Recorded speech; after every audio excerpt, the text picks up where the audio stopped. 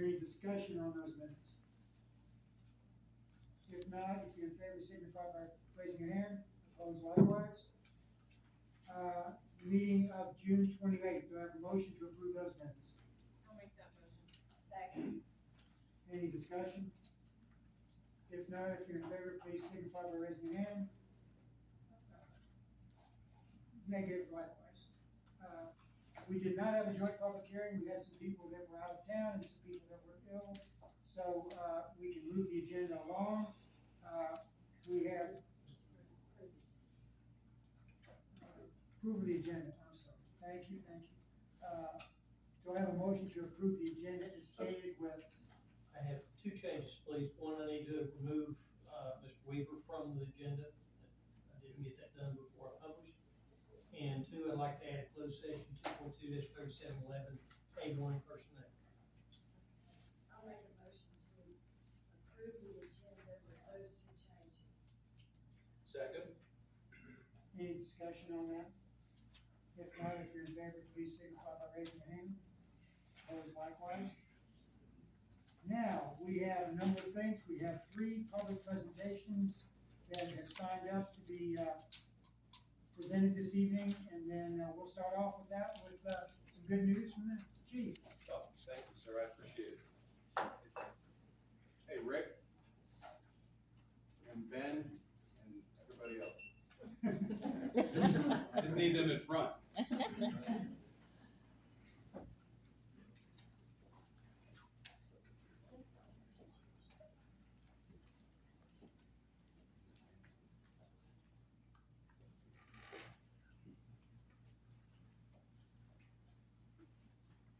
guys can pile in the back there so you can see. We'll be in and out. Chief, they won't pull everybody up kind of to the front, give us room. Yeah, we're gonna try to get them.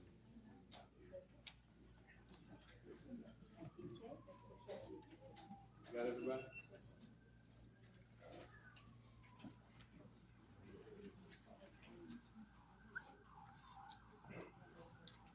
Vice Mayor, Council, and our citizens that came.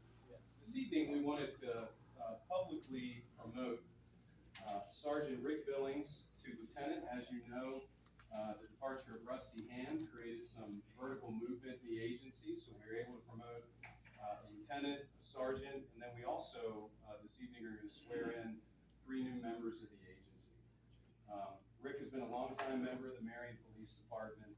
He's demonstrated the types of qualities that we're looking for in an administrative lieutenant, and we couldn't be happier with the opportunity tonight to go ahead and do it formally. Yeah, sure.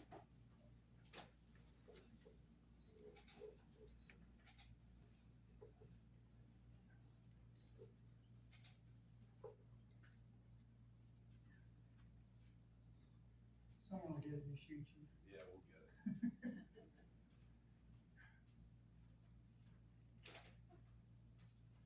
Rick, congratulations. You want to give a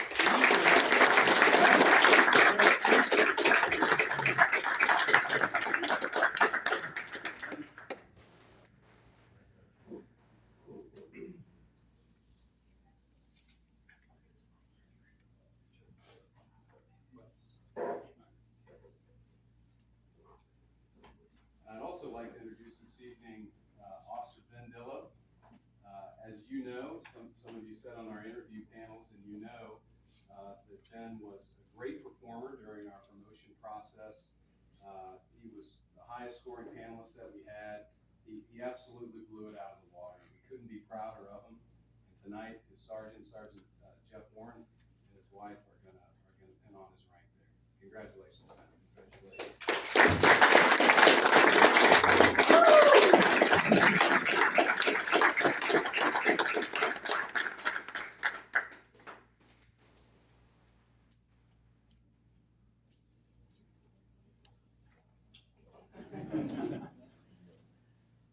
Now, if you get Ben talking, we usually can't get him to stop, so I'm gonna ask him not to say a lot.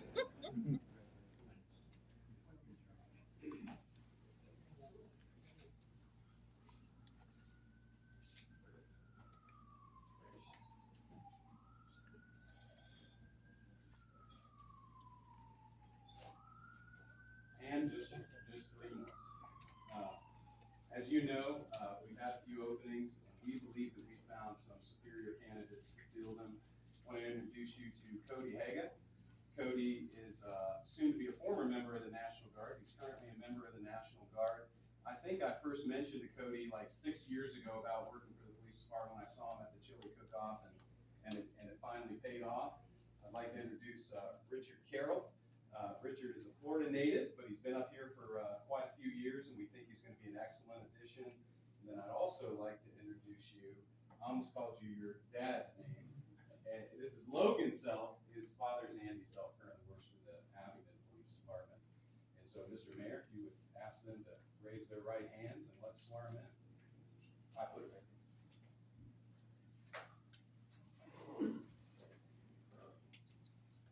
If you're far left of me, you're gonna state your own name. I'm gonna leave it blank. So, I Logan Self. I, Richard Carroll.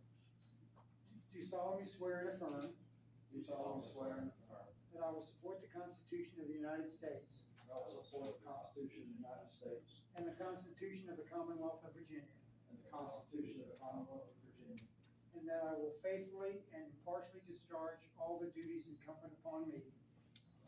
Faithfully and incumbently discharge all the duties incumbent upon me all the duties incumbent upon me as a police officer as a police officer of the town of Marion, for the town of Marion, according to the best of my ability. according to the best of my ability. So help me God. So help me God. Good to have you guys. I'll put you down.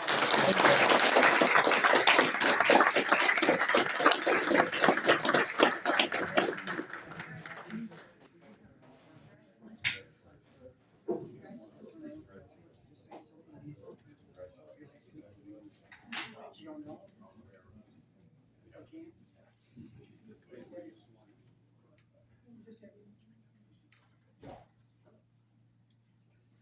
Hold on, guys. We forgot to give you the important part. Everybody can just turn around for 1 second.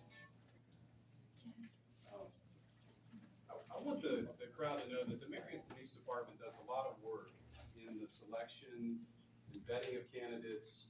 We have a very intense promotion process, and these are the men and women that protect Marion every day. And I know we don't often get to come to meetings and do things like this, but we appreciate you being here as well. Thank you.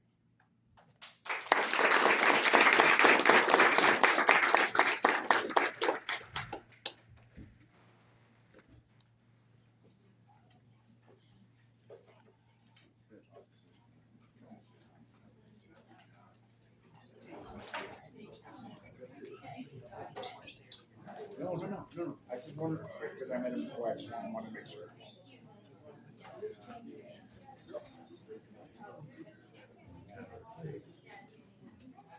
Yeah.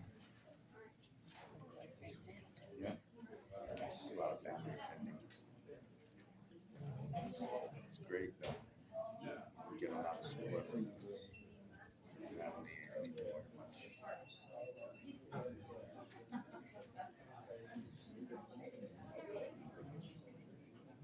Yeah, I think everybody was here for that first part. Sorry.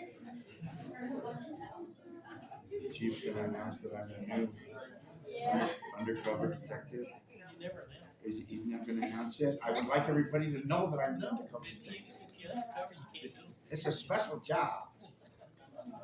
Now, our second presentation is from Mr. Alan Kelly with the Caring for the Community.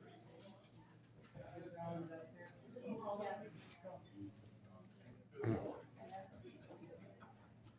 Good, been able to see. How you got through the door? Let them see their butts. Give the state your name and address. Once again. Alan Kelly, representing Caring for Our Community, and got some other members here. Live in the community at 122 North Sheffield Street.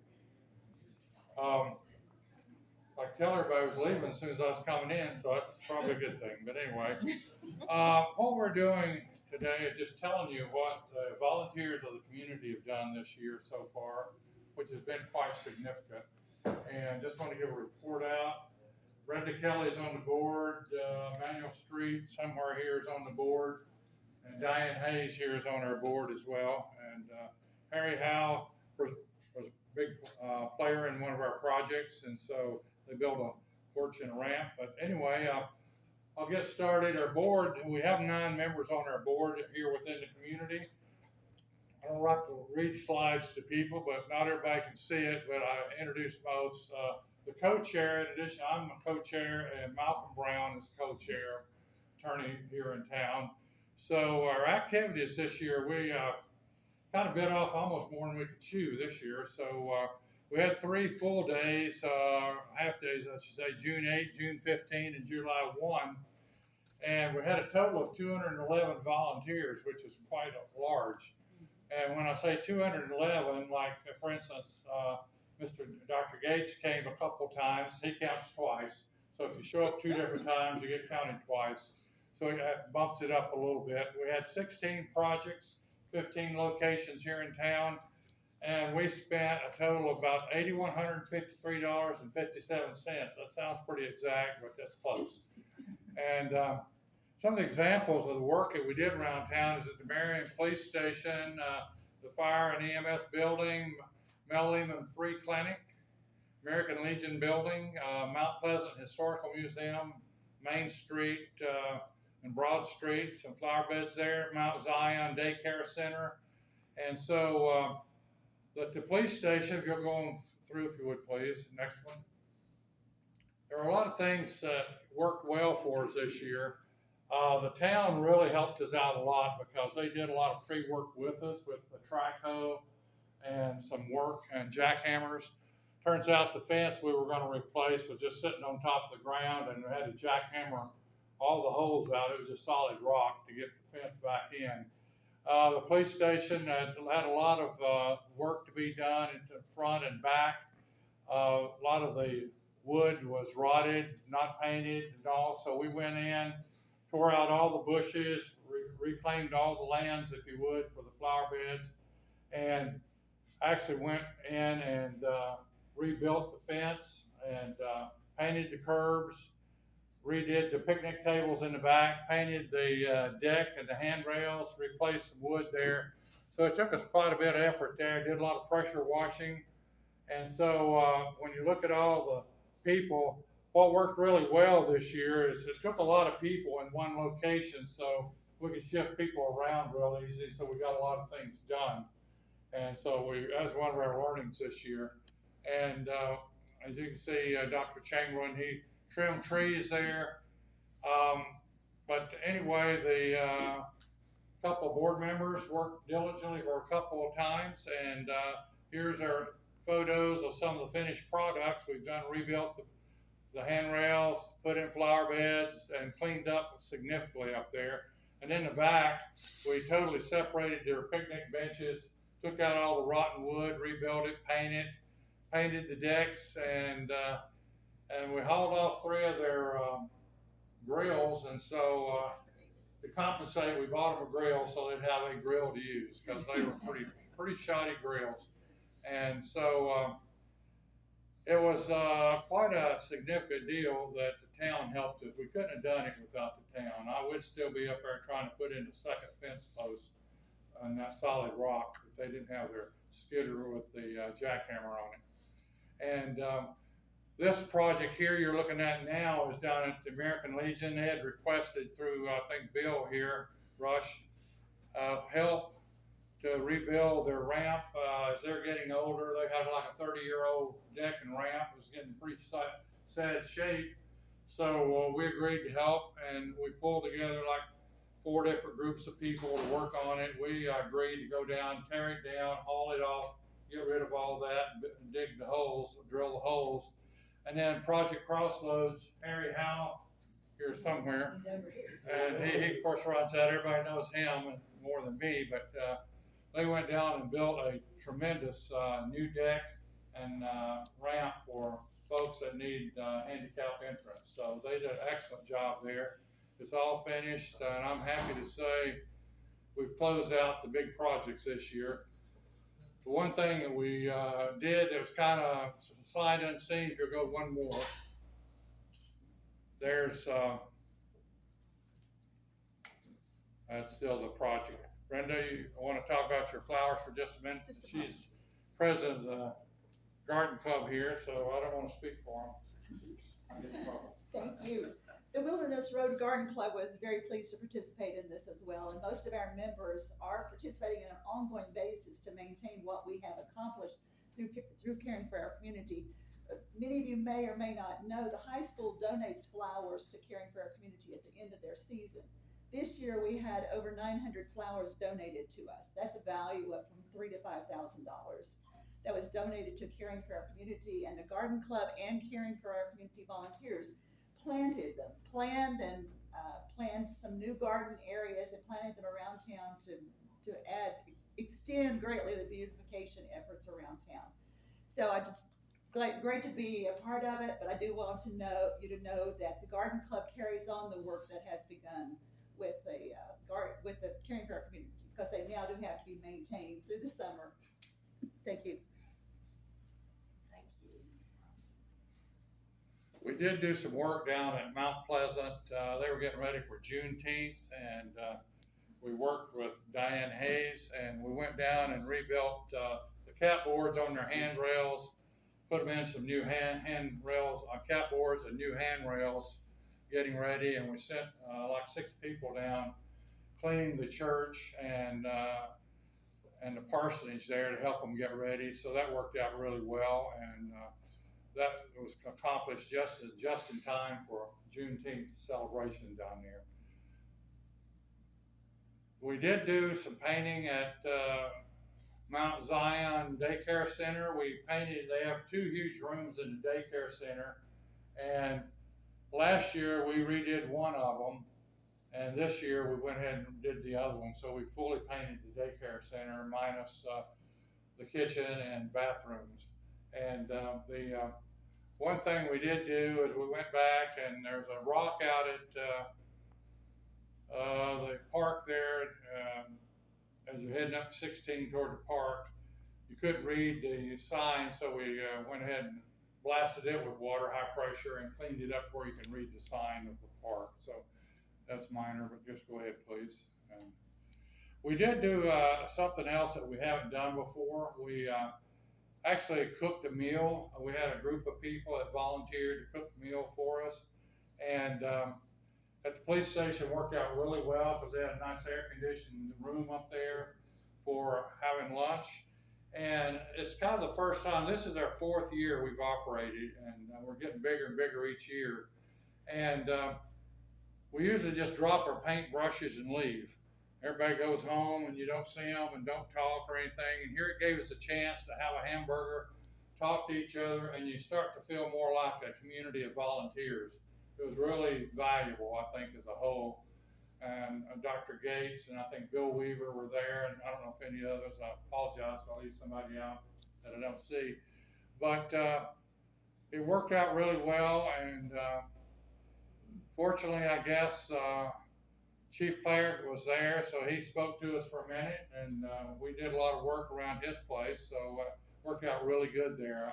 That's 2 things we're going to try to figure out how we can do next year, but I don't know where we find a place where so much work can happen in one location and have a place to have a meal. And out at the American Legion, we got a bunch of people out there with chainsaws, and we just cut that whole ramp up in big chunks, hauled it off, and then they came in and Project Crossroads, we bought the materials for them, and they came in and just built one heck of a deck and ramp for them. That'll last them another 30, 40 years there. The town hauled in a lot of dirt, a lot of mulch for us. One thing, and it was sight unseen, you headed up there for a second, there's such a thing as called a care portal now around town. A lot of the churches and other service organizations member of it. What it is, foster families that get foster kids that don't have the supplies they need to take care of the kids, they will get supplies and dole them out on an as-needed basis. A church donated space, and I got a request to put shelving in, and so we went out and bought $1,000 worth of heavy-duty shelving and lined 3 walls of their donated space. And so right now, I think if you go one more, you can see it in the picture there of the newspaper. They actually got it stocked up now and actually using now. One of the things I do want to give special thanks to is the Town of Marion Wilderness Road Garden Club, Royal Oak Presbyterian Church. They did all the work for meals for the most part. Project Crossroad, American Legion, Marion Senior High School football team, they came out and supported us really big. Blue Ridge Job Corps, they came from all areas. And special thanks for donations. Marion Senior High School horticulture program, like Brenda was saying, donated a hoard of flowers. And Performance Industrial Contractors donated us a high pressure washer. So we've got that now. Cisco Foods gave us some food for our meals. Berry Home Supply donated, and as did Rita Blevins.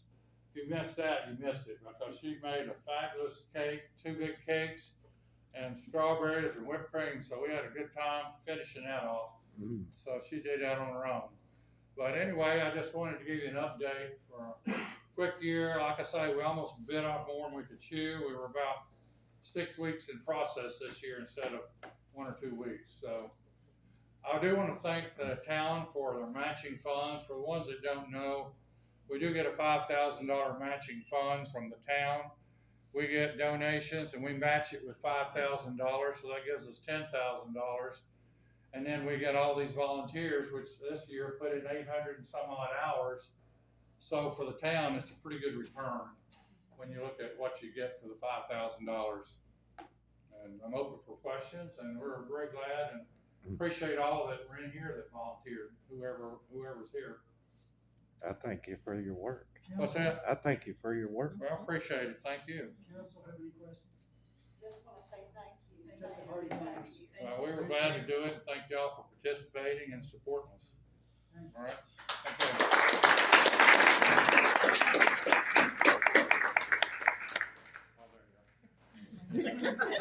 I'm losing. All right.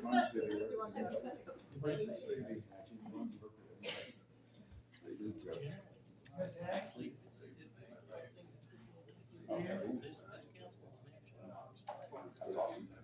Ms. Haddock with the Animal Rescue?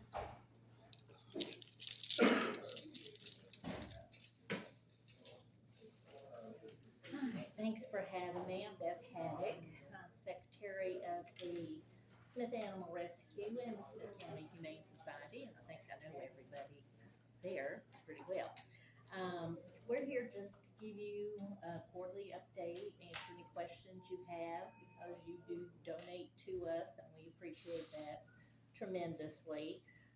Just real briefly, to remind maybe folks who are in the audience, the Smith County Humane Society is an all-volunteer organization. We have no paid members, and we do several things.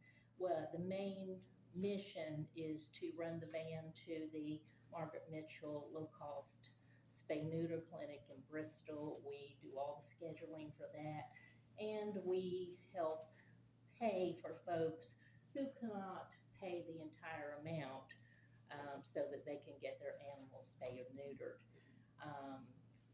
We exist with these 2 organizations because of the major problem in the U.S. with overpopulation of homeless and unwanted animals. The other things that the Humane Society does is the trap neuter release program that Rebecca Curran works so hard on, along with several helpers. And we have heard you all about different spots in the town and the county that we have kind of zeroed in on and made a real difference in terms of the amount of feral cats that are hanging out, like in the back of restaurants and that kind of thing. We put through 20 to 30 of those cats per month, depending on when we can get the openings for the spay and neuters for them. We also have several food banks that we supply across the county with dog and cat food. And we also have a fund that is for emergencies, medical issues. If somebody from the public has an issue with a cat or dog that can't get it into the vet because they don't have the money, we'll usually give them enough to get their foot in the door at least. So that's what the Humane Society does, the all-volunteer agency. And then the Smith Animal Rescue evolved pretty much from that 5 years ago. We have 3 employees and an executive director, a vet tech, and a half-time person that helps with cleaning. We have over 30-some volunteers that help with feeding all of the animals at our facility up at exit 47. They have to be fed twice a day, all the cages have to be cleaned, the dogs have to be walked, the cats have to be played with. So we have a very dedicated group of folks who make that happen for us. Last year, we, through the Humane Society, we served 1,346 animals, and they received the financial assistance for spay neuters. That doesn't include all the other things that we did, but that's the initial numbers for financial assistance and spay neuters. SAR, the rescue, actually pulls from the county shelter, and we have last year rescued 1,071 animals. So, and we're close to those numbers again this year. We have helped reduce the euthanasia rate at the public shelter. From when I started with the Humane Society about 20 years ago, the euthanasia rate was about 90% of the animals that went in never came out. We have helped get that down to about 15%. So lots of hard work has gone into making that happen. Also last year, we donated 32,000 pounds of dog and cat food that were distributed throughout the county. So that's basically what I wanted to review with you. I'm here to answer questions if I can, representing Susie, our president. Any questions that you have, again, we appreciate all that you do to match some funds for some grants that we've gotten and that kind of thing. We really appreciate it, appreciate your support. Personally also, I know many of you all have supported us in different ways. I think your numbers are pretty impressive. They are. Very. They are. And they have the attention of a lot of the Humane Society and rescues in the region. We're actually having people come to us to ask, how are you doing this? How did you manage to get this far? What are you doing? So, yeah, it has been impressive. We have an impressive group of folks that we work with. And they're very dedicated, as you can imagine. I know several of them, yes, they are. They're very dedicated. Yes, Very you impressive. do. Yeah. Thank you, Beth. Okay. Thank you. Any other questions? Okay. Well, thank you very much. Appreciate it. Have a good evening.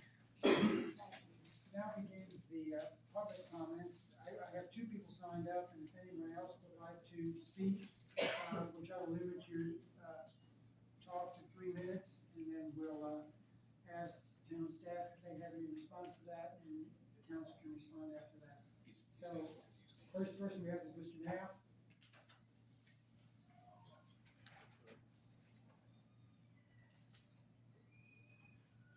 Does the council have anything that I can stand up on with all these video cameras? I don't want them to see my bald spot. Do you want a I hat? should have worn a hat. Want to talk briefly about exit 47 again. And I hope the Smith County News will publish what I want us to talk about, what I'm going to say, because a lot of the citizens don't know what's going on. They don't even know about it. I'm still trying to wrap my head around how and why the town bought the 4 tracks at exit 47 for a whopping $977,585. On May 20th of this year, went to a council meeting and I asked, how did we taxpayers pay for it? And Bill Rush said it was ARPA funds. Then on May 30th, I attended a street committee meeting and asked Bill again how we paid for it. And Bill said it was grant money that the town had not received yet. Now, Ken, I'm gonna put you on the spot. Have you applied for any grants for exit 47 property? This We four tracks?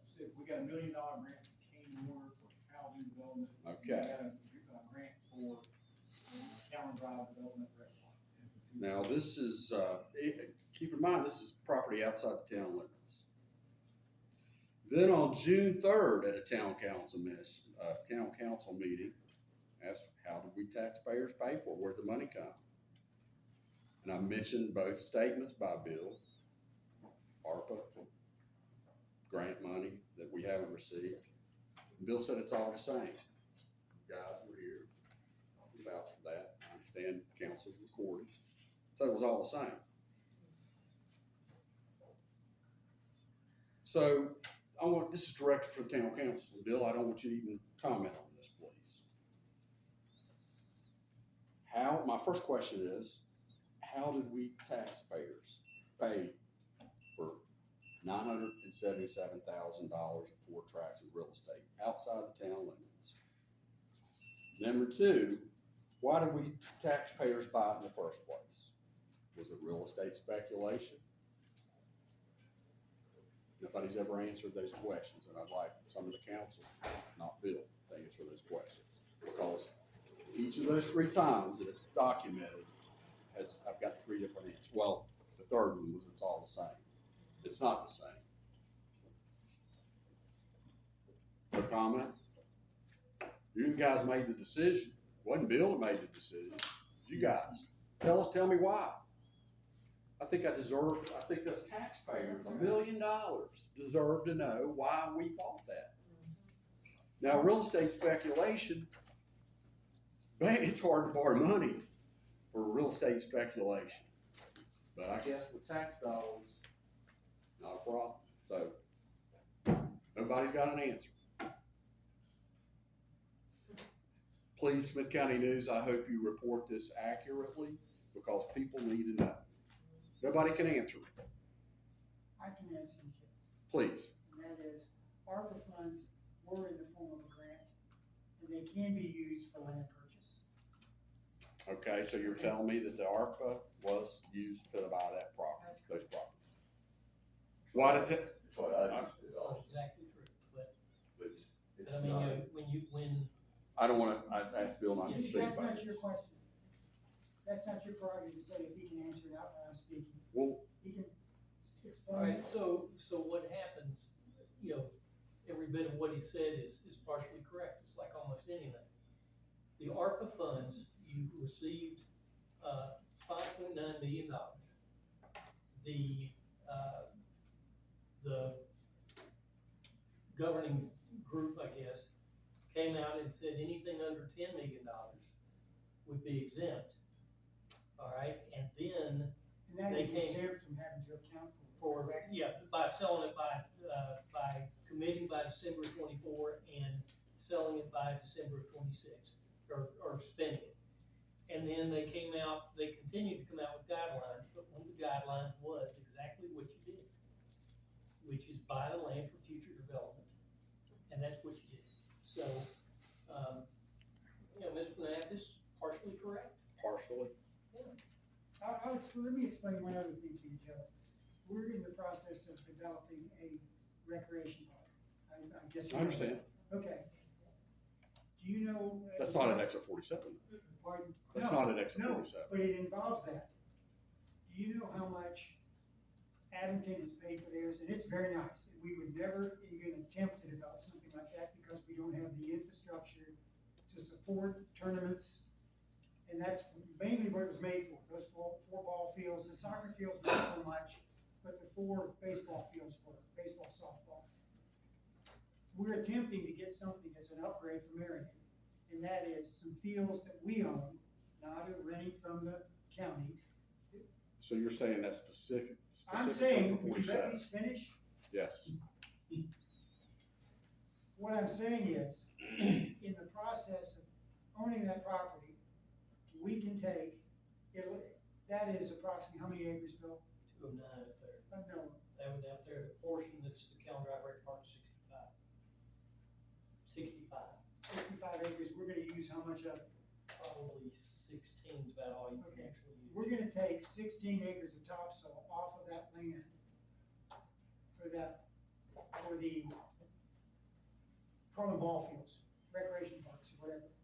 Go ahead and figure out how much, if we were gonna pay someone to take topsoil, to haul it, and to put it on that, figure out how much that's gonna cost. I have no idea, but I think you're talking hundreds of thousands of dollars. If we think that we're going at some point to have more housing for Marion, then that property, you could lay out a subdivision. The roads that will be laid out, you could take the topsoil from that, move it over there at very little cost. It's a matching grant, so you're talking hundreds of thousands of dollars in savings and still own the land. I think that's a pretty good deal. May I speak? Yes, you may. When you say hundreds of thousands of dollars of saving, Right. of money on moving the topsoil, well, you gotta figure the equipment that us taxpayers are paying for. You gotta figure the man hours that we're paying for. Right. You gotta figure their insurance. All that means is the topsoil. Well, there's plenty of farms out there you can get topsoil for. What the cost is for the insurance, the trucks, et cetera. Right. So And I may I- dispute that claim. may I speak now? Yes. That is, what do some of the staff do during the winter? You want people to be working, you want people to be productive. We plan on hauling out during the winter. We plan on doing it ourselves. Yes, they're employed by the town, but they're still being employed by the town under the same insurance, under the same, what you're talking about, wages to haul it. So I would dispute that with you also, Joe. Okay, fair enough. It's the first time I've had an answer why the town spent $1 million on that property. And if I can mention one thing, Please. topsoil is not cheap. I know that. And if you say there are hundreds or however many farms are out there that will donate topsoil, please find them for us, because we need the topsoil. We Well, may not have enough to complete our project with what we have at exit 47. over the last several years, when I've spoken many times, I have never got an answer about why the town bought it. So you answer my question. Thank you. But ARPA funds are not a grant, correct? Well, the Not ARPA in the truest sense. The Not ARPA the funds truest sense were of a the grant. grant. Yes, they were. All right, and they were to offset, during COVID. Yeah. All But right, it's so federal money that filtered down. It filtered down and they said, okay, do things with it. And the guidelines kept evolving. Oh, I remember. Yeah. So, I mean, but originally, when you got the ARPA funds, the very first thing that you did was seed the $500,000 to the bog road. Every single thing, when you say that ARPA funds specifically bought 47, that's not true. All right, but when you have, that money comes in, and then it gets the restrictions are lifted by the federal government. And they say, these are the things you should do. That frees up other money. So in terms of specific projects that the ARPA money has specifically gone to, are the 9 things that this council has specifically voted on. 9 projects. But it frees up, if some of the things that you would have had to pay otherwise, you used ARPA funds for, in those 9, that frees up other monies. You know, and so what do you do with those? And I mean, they could be water lines, sewer lines, you could buy land for future development, you could, just pay debt. I mean, you could have done any of those things. What you did was choose, in this particular instance, to use some of your funds to buy exit 47. It was was on the market for 157 days. Nobody wanted it. We negotiated a price on it. After that happened, the other two owners came to us and said, the contiguous owners, which is Ms. Copenhaver and Mrs. I lost Clark, and said, we want this to be part of this. Scott, excuse me. And that's how that happened. Mr. Snape. Mr. Snee.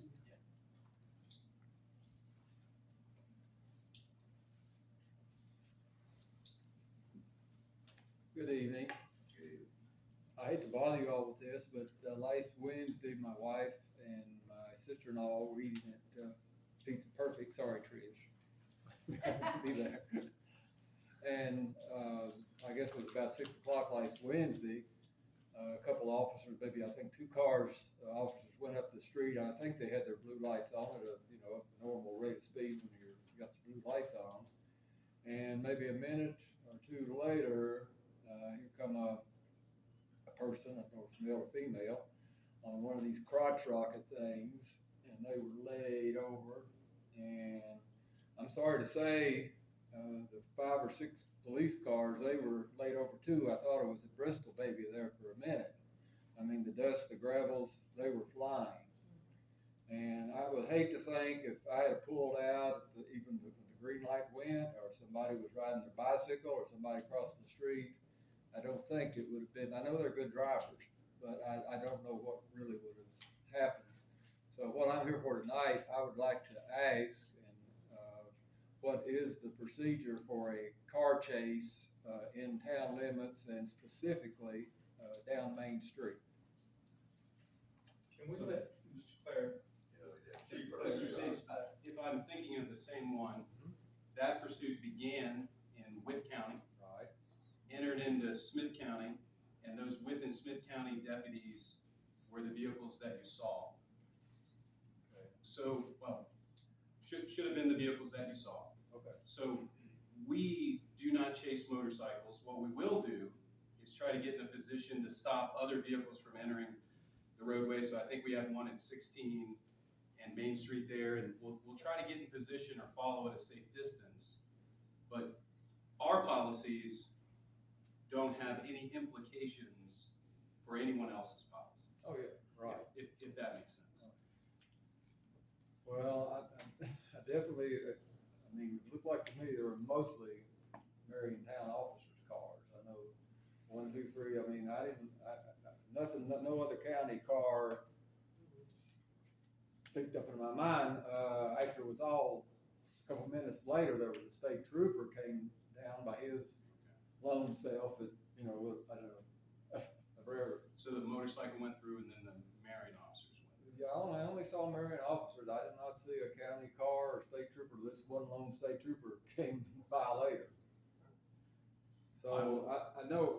We'll definitely look into it. Yeah, I would appreciate it because, I mean, the people there in Pizza Perfect went, oh my God. And sir, I don't want to dispute what you saw, but I will tell you that the motorcycle pursuit began in Wythe County. Yes, And that Wythe County deputy continued with that vehicle. okay. So at least a Wythe County deputy Okay. was involved.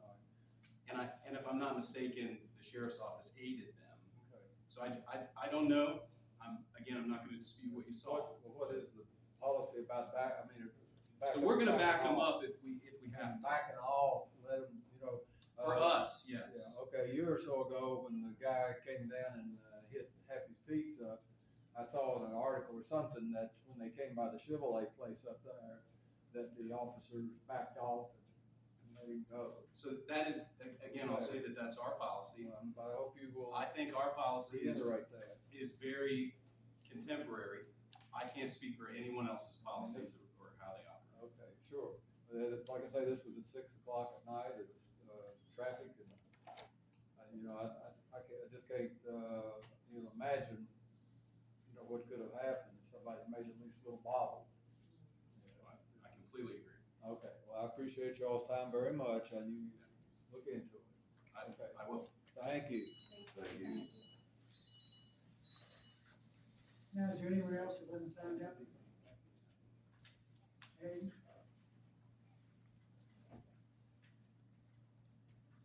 I had no intention of speaking tonight until I heard what you just said. It's Charles Hayden, South Church Street. Did I understand you right to say that that property would be used for field dirt for the rec department? Some of it at some point, yes, And then develop housing subdivision? possibly. Okay. I don't have it with me, but you can look it up. The state of Virginia says you can buy property outside of town to promote business or industry, not use it for field dirt. So y'all totally violate the state law if that's what you're gonna use it for. So it's part of it. Thank you. We're trying to plan down the road. Yeah, it makes no difference. That state law clearly says use it for business or industry. Thank you. Thank you. Anyone else? If not, that concludes the public, comments. We'll get on with the agenda. Council members' reports, Todd's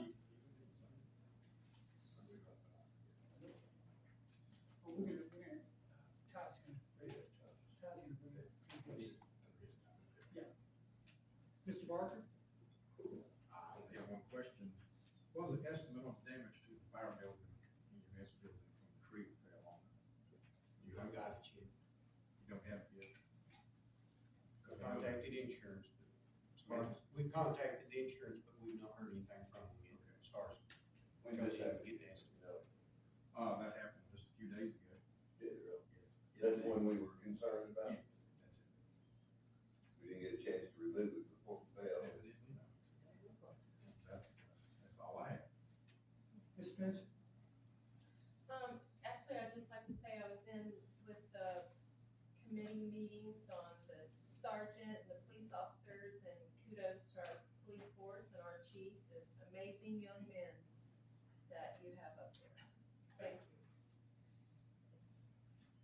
Ms. Jennings? Okay, just wanna say the Lincoln Theater is very busy. We're getting ready to have another golf tournament. Last year, we made $8,000, hope we do better this year. And I also was on the panel to, interview the, gentleman that you saw in here tonight. I got a really good, look into the, happenings of the police department, more so than I think I've ever had. And I just wanna tell you all how very lucky we are to have Chief Clare and his, staff of police officers, both men and women, to take care of us, and I wanna thank you. Thank you. Carter? District 3, we have a board of governors meeting this Thursday night, so, no more after that, we just meet every other month. But, budget is really tight, federal and state this year. I hear kudos all the time about our transportation when, we run all the way over, Bland County, we go from Bland County to Carroll County and city of Bristol and all points in between, so that's one of the very few. One of the many things I'm proud of, and probably the most proud of, because our senior citizens really use those buses. And they'll be running, I think last year we had 2 going to the arts and crafts, so feel free to board them and free transportation. But, District 3, like I say, we've grown in our scope, but it's like we're being funded less, so it's tough. Mr. Cornett? They've already left for the evening, but I wanted to thank Alan, Brenda, and I also want to thank Mr. Harry, for all that they've done for caring for our community. Very, very good job and a very articulate display. I think that that is a program that should be included in our funding ongoing, and we should help them in every aspect we can. I'm sorry that I missed the festivities, but other things call. But, and Dr. Davis, thank you for being there, for doing that. Send out a thank you to Bill Weaver, wherever he is tonight. We miss him. I have no report unless there's something, Bill, that I should. Attorney's report? Peggy, it's just for council's information, Virginia Code Section 15.2-1800, which addresses purchase, sale, use, etc. of real property. It says that a town may acquire real property for a public use outside its boundaries. So it is authorized. Thank you. I think we checked that out before we. It's come up several times. Yeah. The code has not changed. So it's. Staff reports. Ms. Stanley? Disperse the accounts, please. Do I have a motion to pay the accounts? Second. Second. Now, discussion.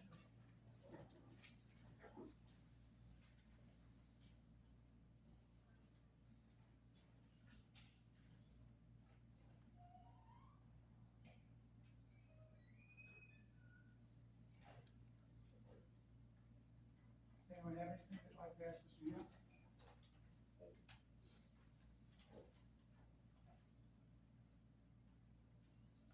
If not, I'll have we'll call for the vote on to pay the accounts. All in favor of paying the accounts signify by raising your hand.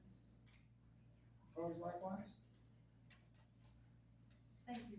In the second part of my report, the preliminary audit will begin the week of August the 12th. The staff is preparing everything and it should be a smooth process.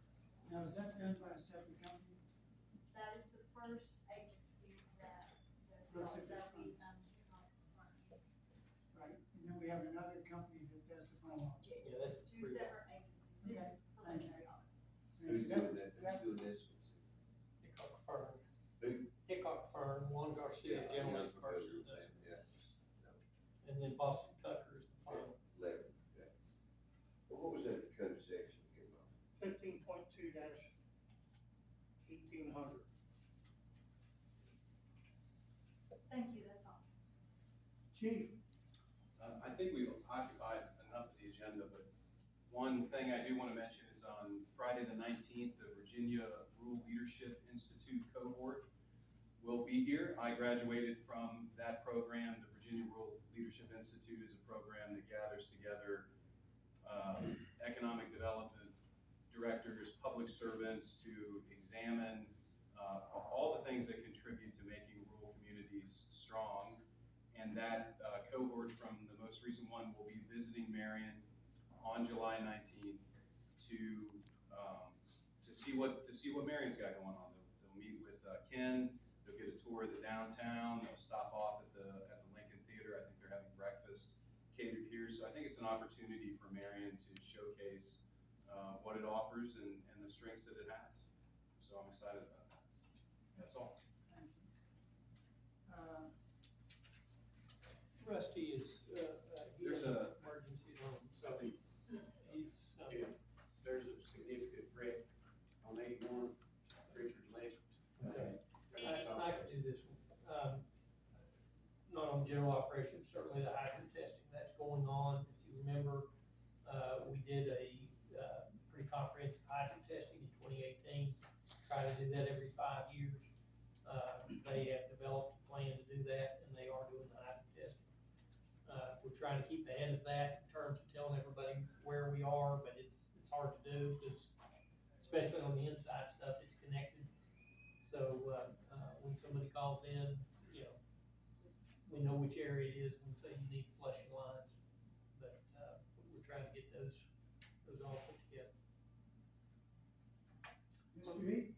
Just, one statement on the tree, just so that you know, that's not our tree. We did reach out to Leffler and couldn't get to him. So, I mean, that's who cleaned the tree up, and that's, our insurance will be talking to their insurance. So was there a tree? I knew there was some question there, wasn't Jim? Yes. We weren't sure. Part of it hanging over on. Well, it was part of it hanging over on us, but the tree itself is. It belongs to them. Thank you, Your Honor. In the old days, if you remember back in the Old West, you watched Gunsmoke, there was a drought, they had the rainmaker come by here. I determined that's my next career move. I have a festival and we're gonna have rain. Matter of fact, the accident, it's been pouring rain up in Pretty serious accident, the interstate shut down on both sides. Anyway, this Friday and Saturday are big events for us downtown. We're blocking off the courthouse block on Friday. We got permission from John Graham just a little bit ago to use the courthouse lawn. There's a trial going on there, but they have agreed for us to use that. So Friday night we have band up here. That's been our tradition. It's a block party. And then Saturday we'll shut down Main Street at 9 o'clock. Bringing the stage will be shut down until 10 o'clock. We're gonna go like last year, the Jimmy Buffett concert when it rains out. So please come down and join us Friday and Saturday for the events. We'll have some food trucks. We'll have good entertainment. If you don't like one band, stick around because we'll get another band following right after that. We'd love to have you guys here. Mountain Dew marker. We have had a pursuit for several years of being recognized officially as the birthplace of Mountain Dew. There's been some dispute about that, where it was invented. Mountain Dew has a long history. It started in Knoxville as a liquor chaser. It went away back in the day when you made drinks. Each bottler made their own drink. The Johnson City Bottling Company, Tri-Cities Beverage Company, wanted to have something to rival the team and 7-Up. So they reached out to Marion's Bill Jones to create the formula. It was created in the building that got hit up here. And that's so there's a shared history from East Tennessee all the way through Marion. The official recipe of the drink Mountain Dew, we have proven, came from Marion, Virginia, from that building.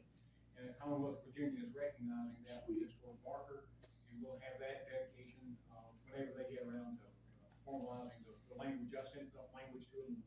They didn't like my language as much as I thought they would, so they're remodeling that. So we'll back and forth. We'll have the dedication. Free Mountain Dew. And the neat thing is, we may have some Mountain Dew there too. We may have both kinds. There you go. The neat thing about that is, a buddy of mine, an orthopedic doctor, works on my knees as the mayor of Johnson City. And he wants to bring the Johnson City delegation up here to Marion. They mentioned us on theirs, and they want to come up and celebrate with us. So what a unique and neat opportunity it is. For all these times we've talked about where was it invented, where was it birthed, we're all gonna get together on this and celebrate it, having a shared history, and that's gonna be a fun thing for us. I have an RBEG loan. We have a small business loan program in the town of Marion. We have our funding is funded by USDA Rural Development. And we started out with a $100,000 grant that we loan out $15,000 at 2% interest over 60 months to prospective businesses in town. It's a personal loan guaranteed by the person and secured by the business. And we have turned that over now 55 times, and we have a request for the 56th recipient of that. Sweets on Main, a new bakery going to open up. John Burnett, you may remember his wife. She runs Sweet Bee Cupcakery. They've been working out of their home. She's going to continue that business. He's going to operate a storefront at 240 East Main Street. Unfortunately, Wildflower Bakery, she took another job, so she's not able to continue. So the timing worked out perfect. We're losing a bakery and gaining a bakery at the same time, and they made a request for a $15,000 RBEG loan at 2% interest for 60 months, and this will be RBEG number 56 at this council's pleasure. It has been reviewed by my Small Business Loan Committee.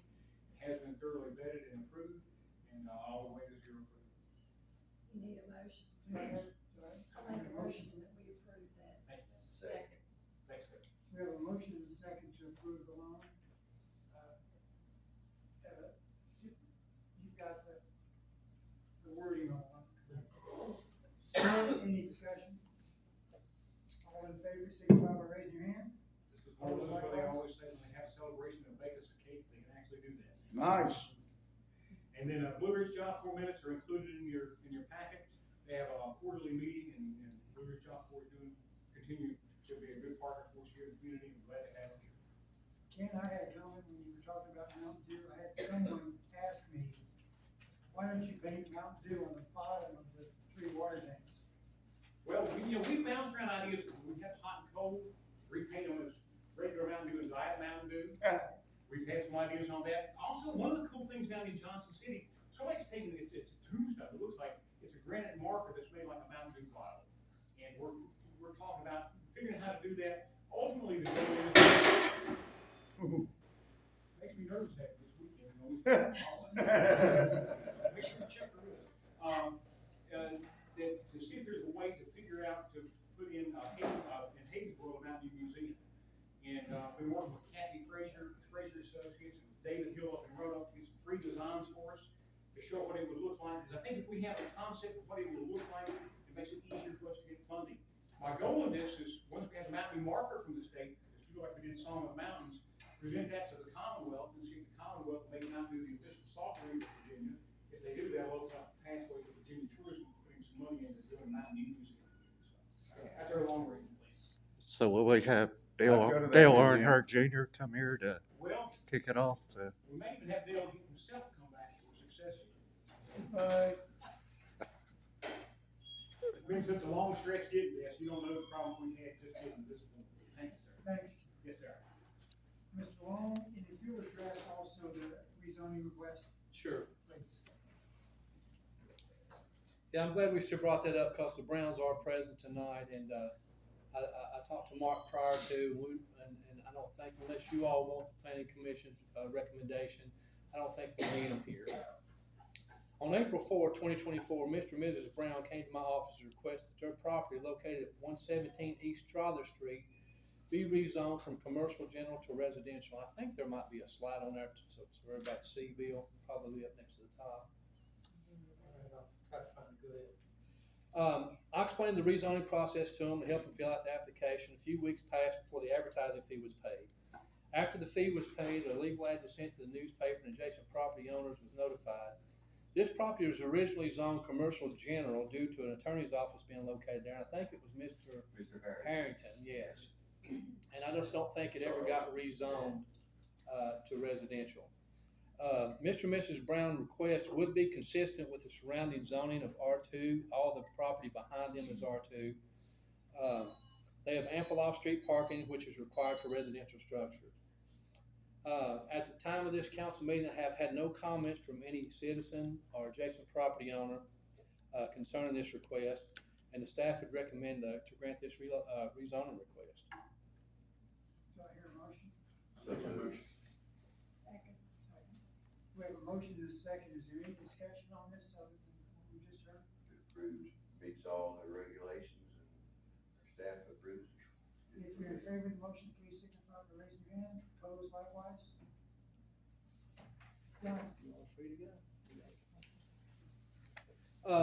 On some zoning stuff, the planning commission has been talking about,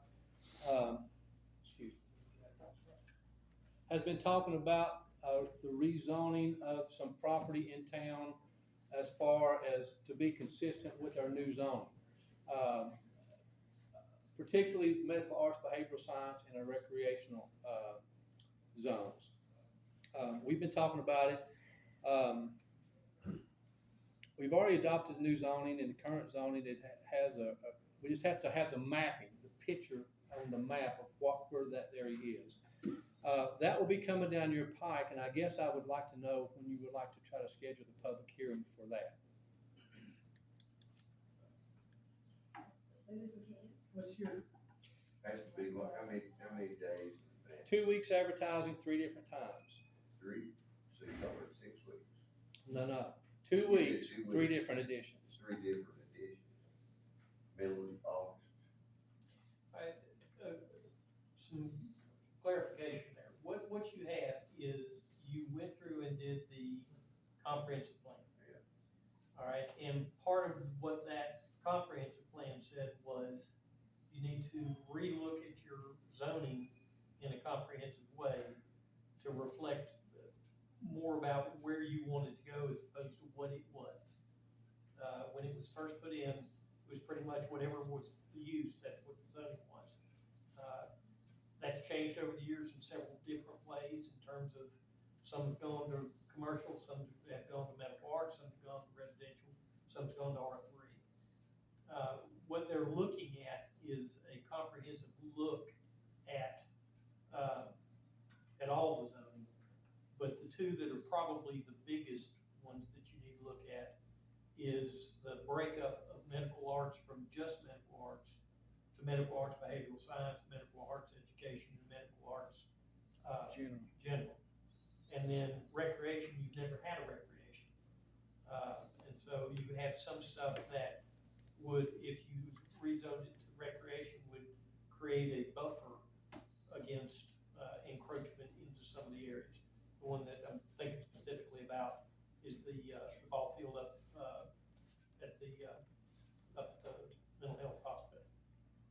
recreation, and it's not contiguous to medical arts, it's not contiguous to that R1 residential area. So if we hold it the first meeting in August, Probably the second. second meeting. Okay. And they have to generate some maps and stuff, and you would have one more, planning commission meeting to discuss it with them to make sure that, because that's gonna look like a joint public hearing, so that the planning commission can tell you all what their thought process is. Now that, I don't anticipate they're gonna be asking for you to change the zoning that night. But you need to start getting some information into your thought process, so that, you decide whether you wanna have the planning commission continue down this path or not. Would that all depend on them when Todd, when y'all are ready? Yeah, and I think after our last meeting, they were all on board with this. But still, yet, I'm good with August 19th, I think would be the meeting. I think that was the date. I would have to look and see. That would give us, August 19th would be the second meeting. yeah, and that would give us one more meeting to talk about, to see if there's any other questions that may have come up. Sounds like we're. So do you need a motion for the public hearing on the 19th? I just need affirmation. If you all are willing to set it for the 19th, then I'll be. Mark motion. It does not, Okay. not at this meeting. So I will set that public hearing. Yeah, we're just setting the hearing, we're not making. Right. So the 19th. Okay.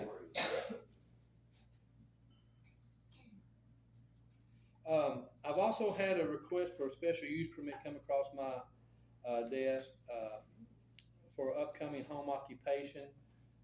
If it's okay with council, I would like to set that one as August the 5th. I don't think it's gonna be much of an issue from the narrative that I've read. I've spoken with them. It's out on Greenway, is the residence where they're going on. Right now, they just bought the property. Our GIS still reflects the old owner. They are gonna send me an updated deed, because it probably won't be updated before the public hearing to reflect them as owners, but I will have the updated deed from the courthouse where they do own that property. But it's up to you all. We can have two the 19th, or one the 5th, and one the 19th. I'd rather have one the 5th and one the 19th. Sometimes they get too lengthy. Is that okay How with does the rest of the council feel about this? 5th and 19th? And planning commission, 5th and 19th. and the planning commission won't be involved in that, it's a special use permit. Flav has actually been seeking the local building code appeals board. We've asked some people if they would be interested in doing this. This board will actually hear and make decisions or final decisions on Flav's denial of any kind of building related issue that he may deny. When Rick was in Flav's position, he had a board, but all those appointments had expired. So we're looking now to put the board back in service with some things we're talking about with planning commission and stuff. It may involve that, and particularly the residential rental stuff. We're just trying to get everything in line. So when it does go into effect, and God knows it, I don't know when it's going to be.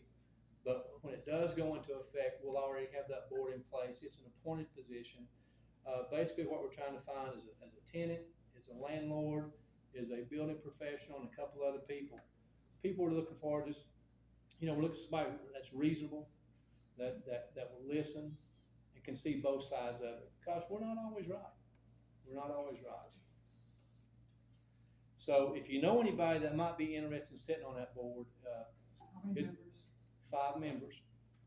5 members. We've asked a handful of people here if they'd be willing. Haven't really got a definite yes yet. And the only time they would meet would be one time a year to be reappointed, unless there was somebody that appealed one of Flav's decisions, and then they would meet to decide that.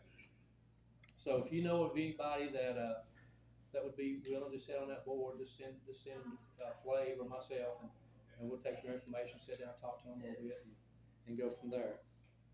I have been in contact with Isaac Rector with the Lane Group. As you know, everybody's into the lead service line, study that's going on now. I reached back out to Isaac today. Unfortunately, he was out in the field and I didn't get to talk to him. But I will continue getting up to him. I'm sure he wants some of the GIS layers, which we're fine with that. Speaking of GIS, I did talk to Brian Powell today. He is almost ready to let us start looking at our online GIS like Smith County has. We're going to look at this probably in-house first to see if we want to show all the layers that we have available, or if we want to make some for our guys in the field to be able to have a login. If they're right here at 3 in the morning and they need to see how to isolate an area, they can pull it up on their phone or their tablet, whatever they have available, to be able to see the same layers they would see on a paper map.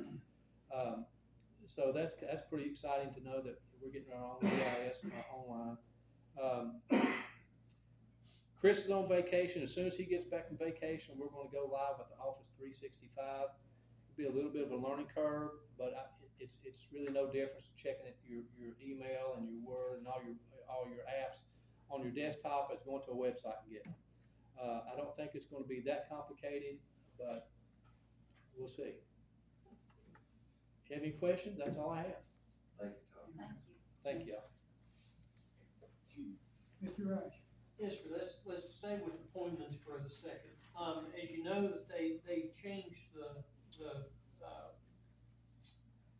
elections to November. And when we talked about this a couple of years ago, our appointments are currently by the charter in July. And we talked about moving that to January so that the newly elected councils can make all the appointments. And that would be Planning Commission, BZA, the Property Maintenance, the Housing Authority, the staff, all of that. Do you all want me to proceed down that path? I think it'd be apropos. I mean, is anything illegal about sit there charter does the state that has to be? Well, changes have to be made. To the charter. So no other change the charter. I know we revision. Yeah, I had. That's a major. We did that once before, and you can do it. Yeah. And I think that you should do it. But I mean, if you want to start thinking about that, then I need to start moving on that now. I mean, I can't call them in December and say, can we have a charter change? What's the role of the council? What? What's the role of the council? I think it needs to be January. We fought the November thing and lost. I say the consensus is go ahead and start proceeding. Yeah. Okay. It started. Yeah. It makes common sense. Use boards, make this boards. Special programs update, Marion EDA on the Smith County, Mount Rogers PDC, Marion Economic Development Authority. Those houses are substantially done. We should have electricity in them in probably the next 2 to 3 weeks. The EDA has authorized them to go on to the market, and so you will start seeing those on the market here pretty quickly. Virginia Housing Deconstruction Grant Phase 2, as you know that we got the first one, $150,000 the EDA did. They have received the second one. So you'll see 6 to 8 houses under that one starting to go down pretty quick. No upgrade on 4. 6, the group, the UNTEED is back up at the cemetery, starting in on the fencing and the gate system that'll be up there on cemetery. Calvin Drive Rec Park, we have hydro-seeded and stabilized that so that we can move on to other things, specifically Phase 8 sewer, while McGill is doing the design. Special project coming around Town Hall renovation, we haven't done anything on that. No updates, well, there is an update on the water and sewer plant. And it's Phase 7 sewer. There's a part of, remember your sewer projects have a sewer plant component and an in-ground component. We've done all the in-ground. But the, drip system, media, Billy got media, thank you, media drip system. That's the two great big buildings on your left as you go in. They're, and I'll send you a picture of it, but it was effectively filled with redwood when they built them, okay? And then you pump the sewer in the top of them, and it trickling down through that, which grows the bugs that live in the water that eat the waste, all right? And, one of them was replaced 15 years ago, the other one needs to be replaced. It came in extremely over budget. And so we decided to do what we generally do, which is force account. And I'm happy to say that, Miyagi and his group cleaned the thing out, you know, and, so we're ready for when that stuff, the media gets here in, I wanna say October. Best guess? Best guess, yes. October, we'll be able to put that in. What that stuff looks like is that it's made of plastic, but it looks just like that grill right there. But there is let's see, it's about 30 by 40 by 14 foot high, and it just stacks in there. Those stuff look like picket fence gates. Yeah. It just look like redwood picket fence gates, and it's just stacked in there. Crazy. It's all decayed. It was a real mess. But that's a big deal down there. Downtown sidewalk clean project, you know that, we bought a industrial pressure washers, best way of saying. And we've been cleaning the And streets. it looks great. I hope that, I hope people have noticed. I have noticed it, it looks great. It's an impressive machine. Yes. Park Boulevard Phase 2 update.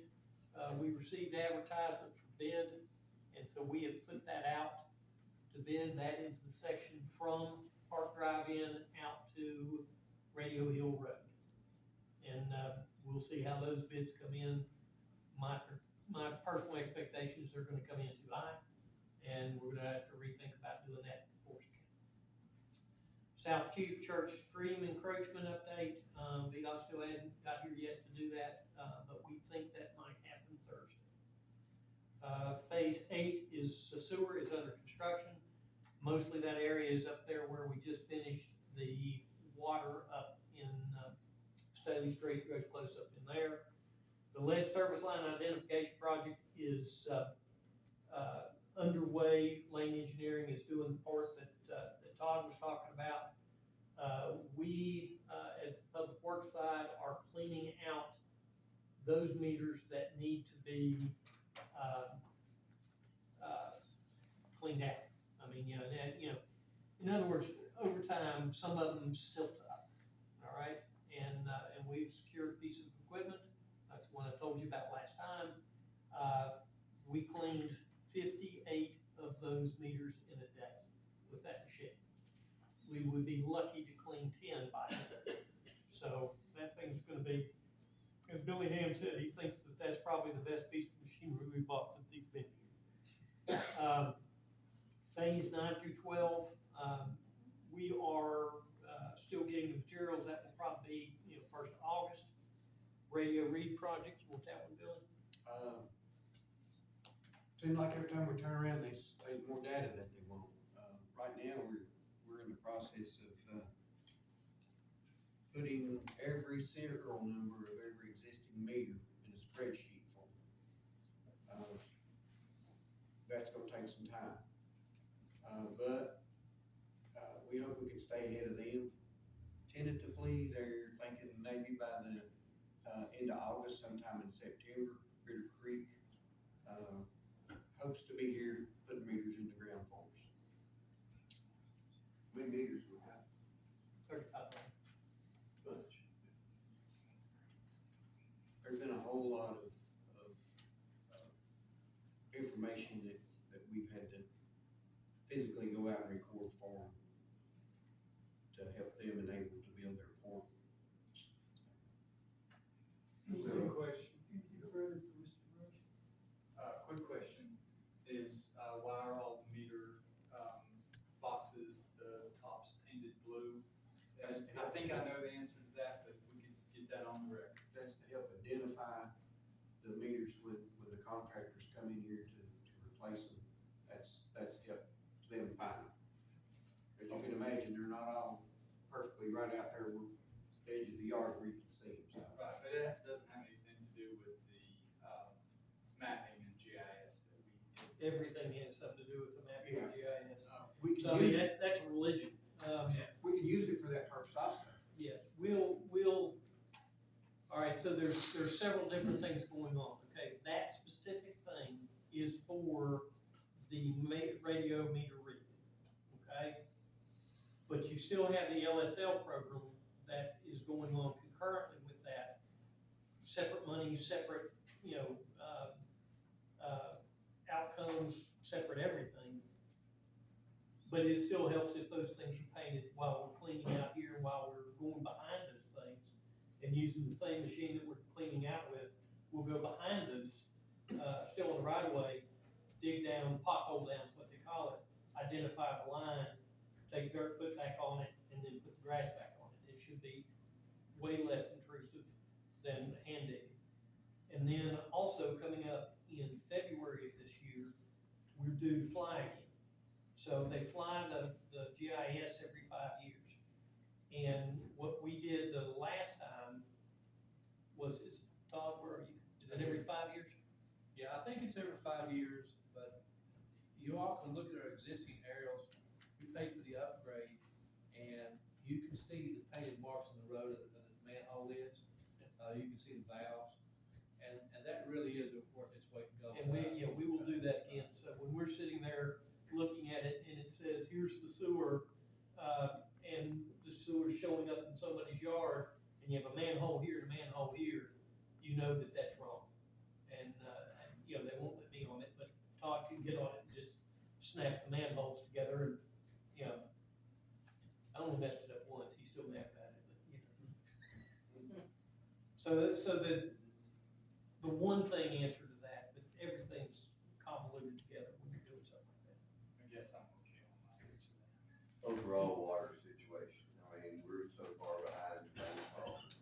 Oh, the spring is still working because it's deep. But the rivers are down, the grass is dead.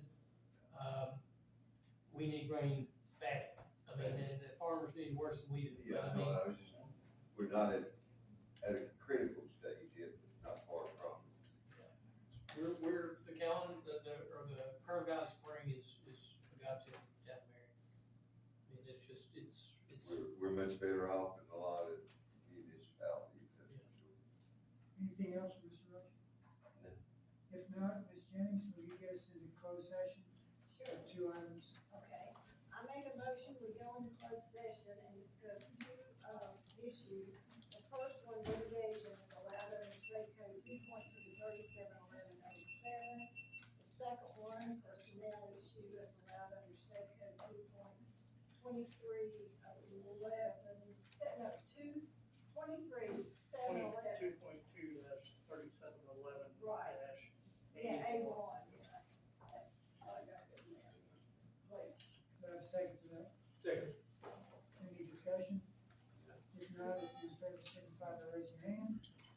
Vote likewise. We'll go into executive session in the next couple of minutes. That's pretty sweet. This guy. See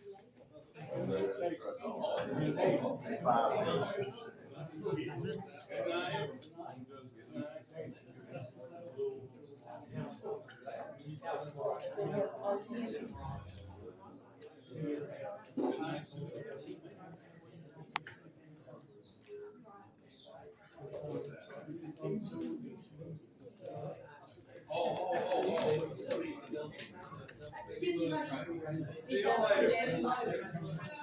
Our dinner.